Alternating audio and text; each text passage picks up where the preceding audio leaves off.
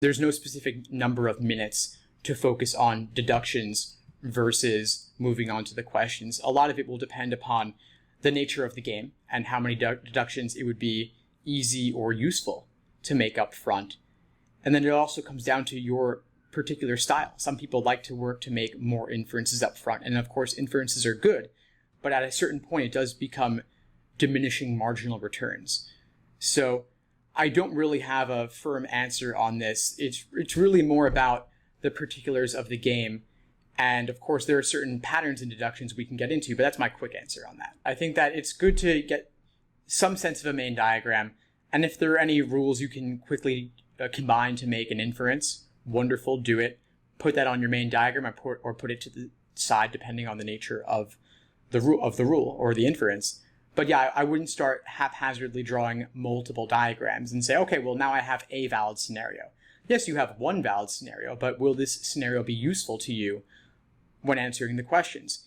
I agree with you, Graham. I think that having a sense of where multiple main diagrams could go and then flesh those out later when it would be useful to do so, depending on whatever local questions might show up, that's great. But I wouldn't draw 4 diagrams just because you know how to draw 4. You want to draw 4 because or maybe 4 partial diagrams, and then all valid scenarios, those 40 to 70, are contained within those and could be splintered off or fleshed out if and when you choose to, or when it would be useful to do so.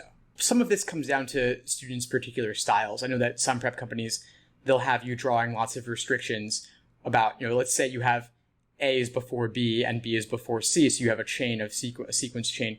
A is before B is before C. You could then put in all sorts of restrictions like C is not 1 or 2, A is not 7 or 8 if there were 8 slots, and B is not first or last. You could draw all of that in.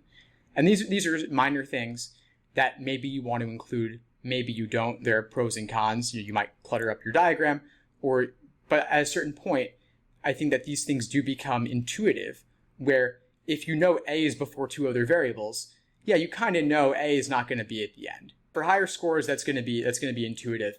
But there's another thing we can talk about, which is, let's say a student has a game where they don't make a lot of inferences up front, and then it turns out there's a global question, which one of the following must be on slot 5? And as a student, you're like, well, I didn't know there was anything that had to be on slot 5. Why didn't I think of that at the beginning? And what I found in certain cases, it's not apparently obvious that a particular variable had to be on slot 5 at the outset. And even when considering all the rules together, that just didn't pop out. You could spend 10 minutes just looking at the rules and never figure out that slot 5 is restricted in that way. But that's okay. You don't have to solve every game perfectly like an AI computer would. What you could do instead is simply, you do the local questions first, you build up a baseline, a base of hypothetical scenarios, and then you could use those to eliminate wrong answers for what did not appear on 5. And then maybe you draw out 1 or 2 diagrams, but you don't have to know everything up front.